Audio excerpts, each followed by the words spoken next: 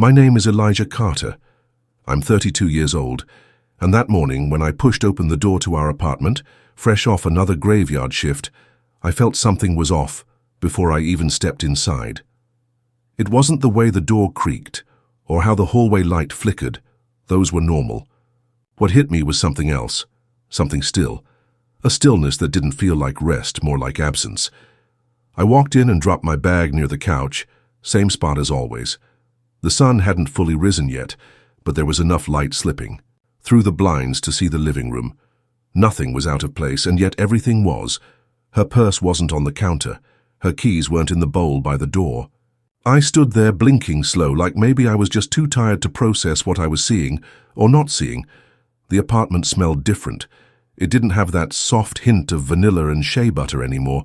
It smelled empty, like air and dust and worn-out nights. I called her name once, quiet, like I wasn't even sure I wanted an answer. Nothing. I moved through the space like I was walking through water, heavy, slow. I checked the bedroom next. Her side of the bed was perfectly made, like no one had slept. There at all. My side was a mess, sheets still twisted from the 2 hours of restless sleep I managed before heading to work.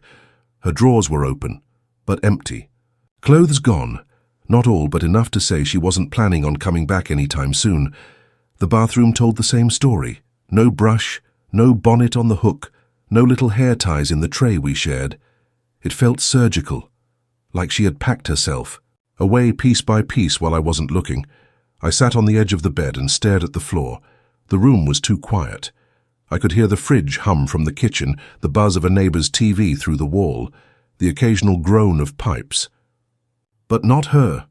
No footsteps, no soft humming when she made tea, no click of her typing from the other room. I didn't cry. Not then. Maybe I was too tired. Or maybe I didn't believe it yet. I stood up again, trying to find a note, a message, anything. But there was nothing. Just one toothbrush left in the holder, just one cup in the drying rack, just me. I made my way back to the living room, sat on the couch, and leaned my head back. I stared at the ceiling like it might give me a reason. We weren't perfect, far from it, but I didn't think we were broken. I worked nights to keep us afloat, to pay the rent, the groceries, the light bill. I figured she'd understand, but maybe understanding wasn't enough anymore. I closed my eyes and replayed the last conversation we had before I left the night before. It was short. I kissed her on the forehead. She was half asleep. She didn't kiss back. That should have told me something, but it didn't.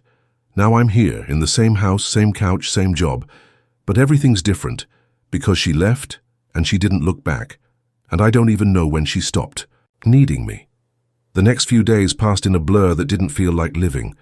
I moved through them the way you move through smoke.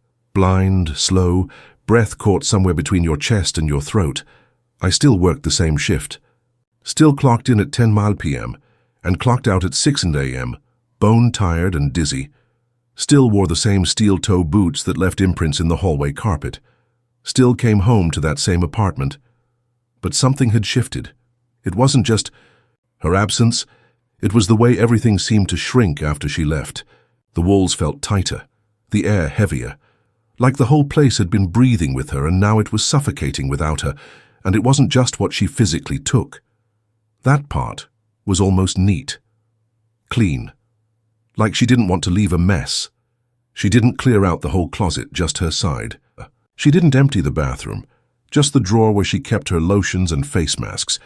But it was the invisible things she took that hit me hardest, like the way the couch cushions didn't dip anymore on her side, the way the apartment didn't. Smelled like anything now. No coconut oil, no perfume, no laundry softener on the throw blankets. Just air. The kitchen was the loudest part of the silence. I'd wake up in the evening and stumble in there half awake like I used to, expecting to see her stirring something on the stove. That soft clatter of wooden spoons, the way she'd hum whatever song was stuck in her head, never loud, just enough to color the air. But now the kitchen was still. Even the cabinets felt unfamiliar, like she'd rearranged them before she left. My favorite mug was gone, the one with the little chip on the rim. I realized she always used that one, even though we had a whole set. I never noticed, and the plants. That's what really did it. We had 3, 2 on the windowsill and 1 on the little table near the front door. She used to talk to them, not out loud but with her hands, touching the leaves, brushing away dust, adjusting their position so they'd get the best light. Now they were drooping. One had already started to brown. I hadn't even noticed until a week had passed. I watered them late one night. Not because I cared about the plants, but because she did. That's when it hit me. She hadn't just left the apartment. She'd taken all the softness with her, all the little rituals that made this place feel like a home, all the background warmth, all the unspoken comfort, and I was still here walking the same path between bedroom, kitchen, bathroom, front door, like a man stuck in a maze he built for someone else. I tried not to let it get to me, but the emptiness was sharp, not loud, not dramatic, just steady, like a slow leak. I stopped sitting at the table to eat, started eating out of the pan. I'd stare at the TV without hearing a word. Sometimes I'd go stand on the balcony and look down at the street for no reason, watch the same kids running past, the same old man sweeping his stoop, the same woman, with her grocery cart walking home like always. Life kept going around me untouched. One night I found myself in her side of the closet. I didn't mean to go in there. I was just grabbing a hoodie, but my hand stopped on the hanger where her favorite jacket used to be. That green one she wore when it rained. Gone. But under the hanger, in the corner, there was a pair of her old sneakers. Worn out, laces frayed, ones she hadn't worn in months. She must have forgotten them. I picked them up and sat down on the bed with them in my hands, like they meant something more than rubber and cloth. They didn't smell like her anymore. That's what finally cracked me.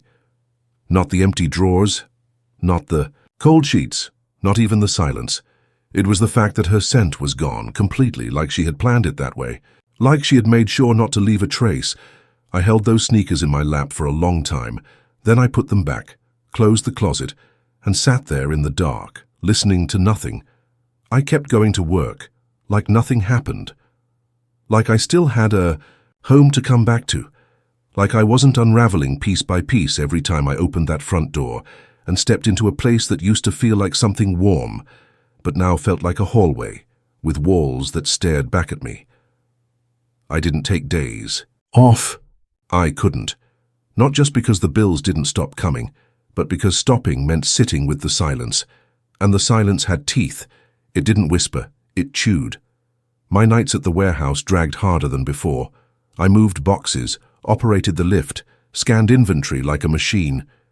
My co-workers would laugh during breaks, complain about the manager, talk about the game from last night or their girls back home texting too much. I'd nod, smile when I remembered to. But I wasn't really there. I was somewhere between memory and denial. Every beep of the scanner, every slam of a loading bay door, every cold cup of gas station coffee, it all started to feel like punishment. And the thing was, I didn't even know what I was being punished for. I gave everything I had to that job. Night after night, bleeding into morning, I did it for us, so we wouldn't fall behind, so she could sleep without worrying about the rent, so she could study, rest, build whatever she wanted to build. That was the plan.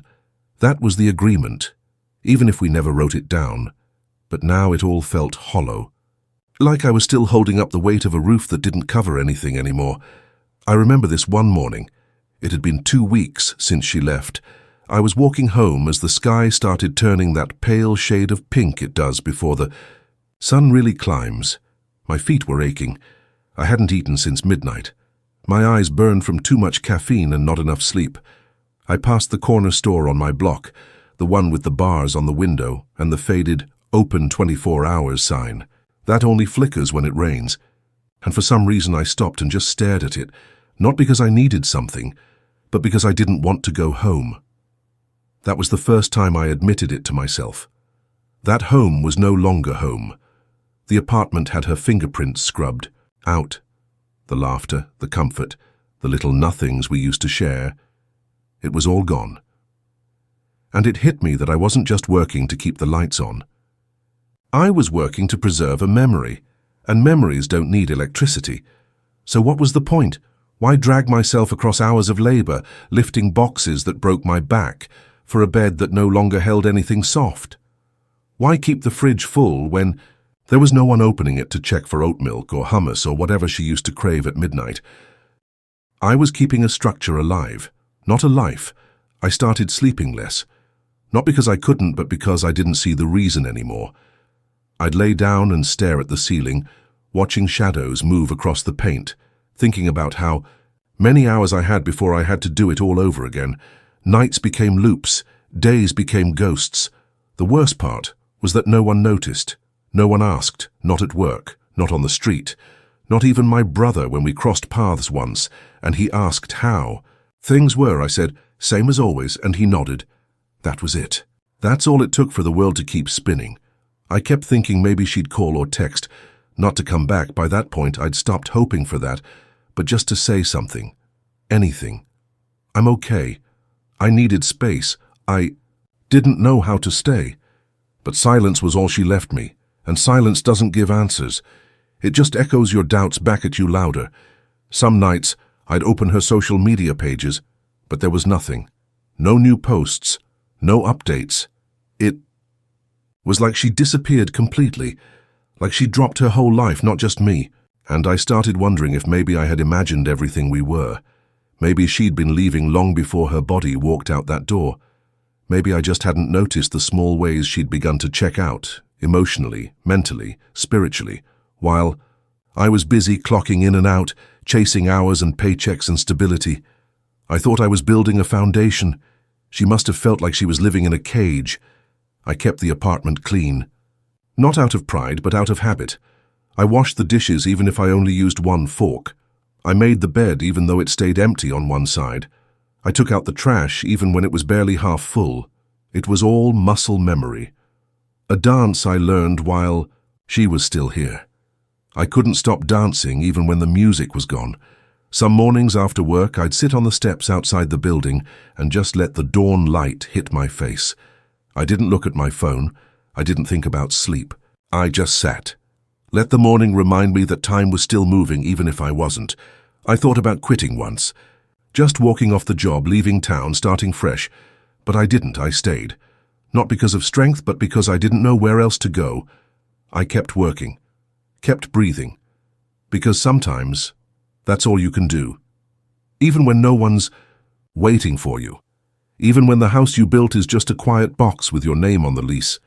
Even when love packs its bags in the night and leaves you with nothing but a worn mattress, a quiet ceiling fan, and the echo of everything you thought would last. I worked, because the world didn't stop just because she did. And maybe part of me still thought, if I kept going, something might bring her back. They say love is shown through action, through effort, through sacrifice. And I believed that. Still do in some quiet corner of myself that hasn't completely hardened yet. But lately, I've been wondering, what if love, even when it's real, isn't always enough when it arrives dressed in exhaustion, with eyes sunken from night shifts and hands too tired to hold anything but the steering wheel on the way home?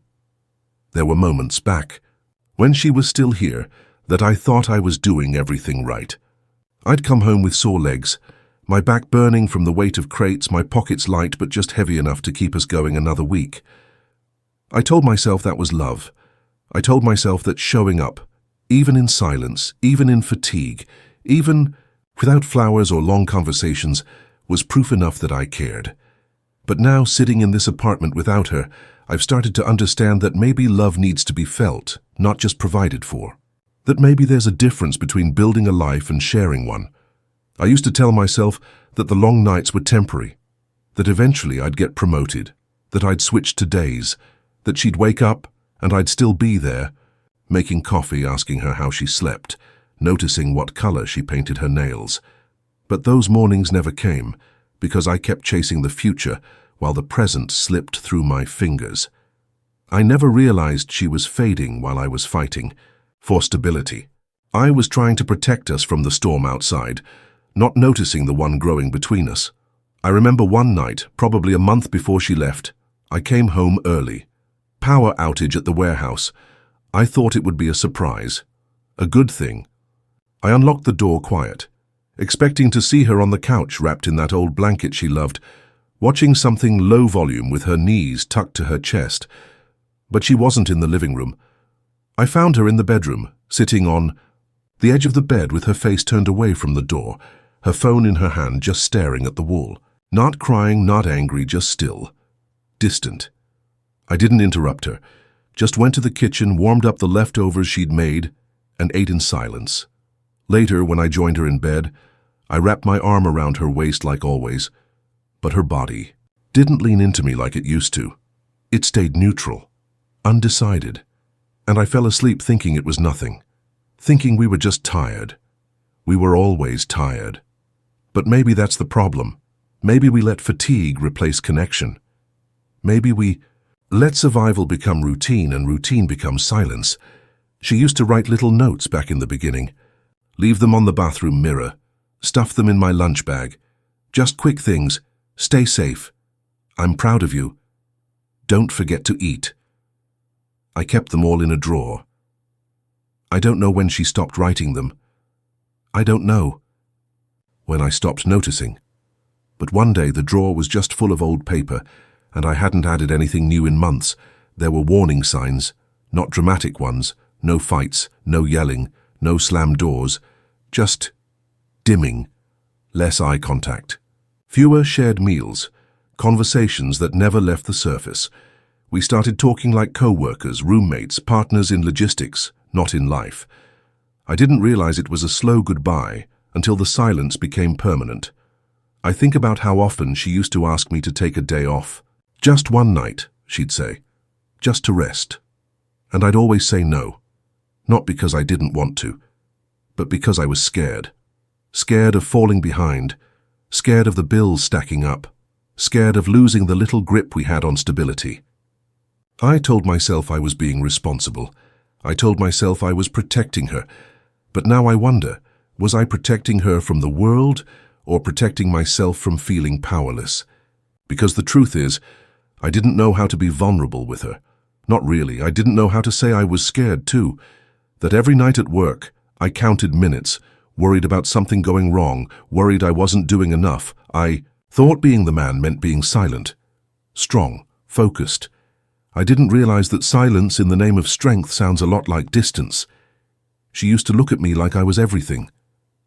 I remember that look, the way her eyes softened when I came through the door, even if I was drenched in sweat and smelling like forklifts and diesel.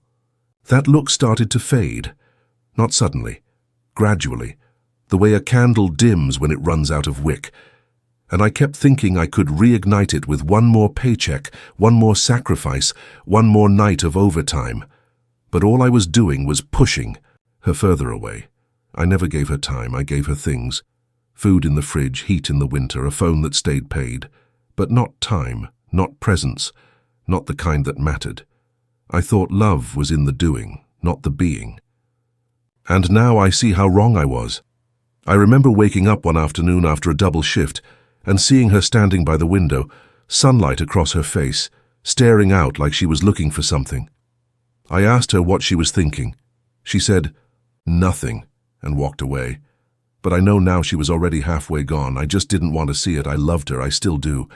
But maybe she stopped feeling it a long time ago. And maybe that's the saddest part of all. Not that she left, but that I didn't see her going. Now the apartment is full of reminders of everything I gave, and everything I never gave enough of. It's been over a month now, maybe closer. To 2. Time moves differently when your days don't have a center anymore. There's work and there's sleep, and there's the in-between hours when I just sit with my thoughts, surrounded by objects that once belonged to us, but now only reflect me. It's strange how things stay in place, even after a person leaves. The couch is still angled the way she liked it. The picture frames are still hanging crooked on the hallway wall because she said the imperfection made them feel more alive. The soap in the bathroom still smells like lavender, even though I've been meaning to replace it with something unscented. But I don't. I don't change anything. I think that's my way of holding on. Every evening, before I leave for my shift, I turn on the porch light. It's a small bulb, barely strong enough to cut through the street's shadows, but I leave it on anyway. We used to do that for each other. Whoever left last would turn it on, a small way of saying, "Come back safe." I don't know if she even remembers that detail, but I do. I do because some nights I catch myself standing in front of that little switch longer than I should, hand hovering, heart stupidly hoping. Not even that she'll come back, just that she might pass by, just that the light might reach her. Wherever she is, I used to think healing looked like moving on, like packing things up, rearranging the apartment, clearing out the drawers. I thought it meant deleting old photos and unfollowing people and pretending certain days on the calendar didn't sting when they came around. But now I'm not so sure. Maybe healing is quieter than that. Maybe it's waking up and making the bed, even when you don't care. Maybe it's paying the bills on time, not for pride, but to prove to yourself you're still standing. Maybe it's cooking something even if you don't taste it. Maybe it's lighting that porch bulb with no expectation, just ritual. Just memory. I don't hate her, not even a little. That's something people assume, that when someone leaves you're supposed to get angry. You're supposed to call them selfish, cold, cruel. But the truth is, I understand her now more than I ever did when she was here. I see the version of myself she lived with. A man who came home in silence, a man who loved deeply but spoke it poorly, a man who thought effort could replace intimacy. That tired hands and a working light bill would be enough to make a woman feel seen. Maybe she waited. Maybe she gave me time to notice. And maybe I was just too buried in survival to see that she was drowning in something else. Some nights, when I get home and the city is still half asleep, I sit in the living room with the windows cracked open. I listen to the early birds, the occasional car in the distance, the soft hum of electricity in the walls, and I imagine her somewhere else, living a different kind of quiet, one where she doesn't have to explain her sadness, one where someone notices her before she fades. That thought used to break me. Now it just sits with me, like an old friend I didn't invite but can't ask to leave. I think the hardest part isn't the loneliness, it's the adjustment to space, to having no one waiting on the other side of the door, to walking into a room and knowing no one's energy is there but yours, to silence that isn't temporary. It's a permanent resident now. People keep living like nothing's changed, and in a way it hasn't, not for them. The buses still run, the neighbors still nod politely, the same music plays in the corner stores, the same clouds hang heavy over the rooftops, but for me everything is quieter. Not because she left with fury or drama, but because she left with finality. The kind that's quiet, clean, like closing a book and sliding it back on the shelf. Sometimes I wonder if she ever thinks about the light. If she remembers those small things we did for each other that didn't cost money or require words. Maybe not. Maybe she doesn't need to. But I do. I need those memories to remind me I was capable of loving someone. Even if I didn't always show it right. Even if I didn't always slow down long enough to hear her breathing differently beside me. I leave the porch light on. Not for hope, not even for her, but for the version of me that still believes in home. I used to think heartbreak was loud, that it came with slamming doors, screaming matches, someone packing bags while the other stood in disbelief, begging. That's what movies taught me. That's what stories always looked like from the outside. But the way she left, it was nothing. Like that. No explosions, no goodbyes, just absence, quiet and complete.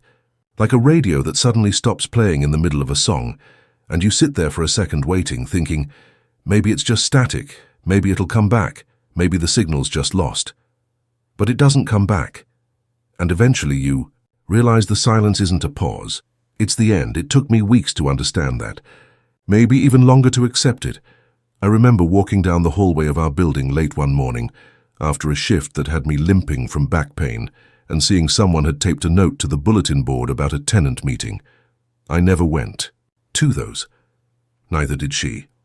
But I stood there for 5 minutes reading it, pretending to care, not because I wanted to be involved in building issues, but because I didn't want to go back inside yet. I wasn't ready to step into the place where her voice used to live. That's what nobody tells you. Grief doesn't only follow death.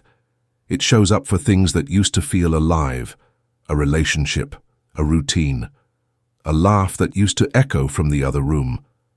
I missed the way she made space feel full. She never raised her voice, never needed to fill every second with words, but somehow her presence gave the apartment weight. Purpose. Without her, everything felt like a waiting room. The hardest parts weren't the big moments, not the empty closet, not the untouched toothbrush, not even the bed that always felt too wide. The hardest parts were the small stings, reaching for a second plate out of habit when I served food, watching something funny and instinctively looking to my right to see if she was smiling. Coming home with a story and realizing there was no one to tell it to who'd really understand the context, the weight behind it. People underestimate the violence of small changes. I stopped listening to music. I used to put on her playlists while I cleaned or cooked. Even if I didn't like every song, it made the place feel warm. Now the silence feels safer, less risky. Her song could wreck me in 2 seconds if it hit the wrong memory. I started noticing other couples, not in a bitter way, more like a distant curiosity. On the bus, in line at the store, on the sidewalk. Little things. The way someone touches the other's elbow. The way one holds the bag while the other reaches for their wallet. I don't stare. But I see it, I see what I lost. And it's not the romance, it's the rhythm. Being in rhythm with someone is the most fragile thing in the world. And once it breaks, it's not like you can just start over with someone new. People think that, they say you'll find someone else. But they don't realize that rhythm takes time, takes thousands of little unspoken understandings, takes showing up over and over until you learn each other's silence. And I broke that rhythm. Not on purpose. Not cruelly, just slowly. With neglect disguised as effort. With tiredness I never explained. With love I assumed was obvious. I think that's why I never reached out after she left. Not once. No texts. No calls, because some part of me knew I didn't deserve to ask her to relive the weight of what she carried alone, while I thought I was carrying it for both of us. That's the thing about us men. Especially men like me, raised to endure before we express. We learn to confuse providing with loving. We're taught to show up with money in hand and call it intimacy. We think holding the roof up is the same as holding someone's heart. And we don't see the difference until it's too late. One night I found myself standing in front of her old dresser. I hadn't touched it since she left. It was still half full with things she didn't bother to take. I opened the top drawer and saw an old scarf she used to wear in the winter, that deep red one that always made her cheeks look brighter. I picked it up, brought it to my face, hoping maybe it still held her scent. But it didn't. Just fabric now. That's what happens. Everything becomes just itself again. No memory, no meaning, just objects. And yet I folded it gently and put it back, because some things, even when empty, still deserve care. Maybe that's what I'm learning now. That love, real love, isn't just about what you give while someone's beside you. It's also about how you carry them when they're gone, how you hold the shape they left behind. I still keep her side of the bed clear, not because I think she'll return, but because I want to remember how it felt to make space for someone.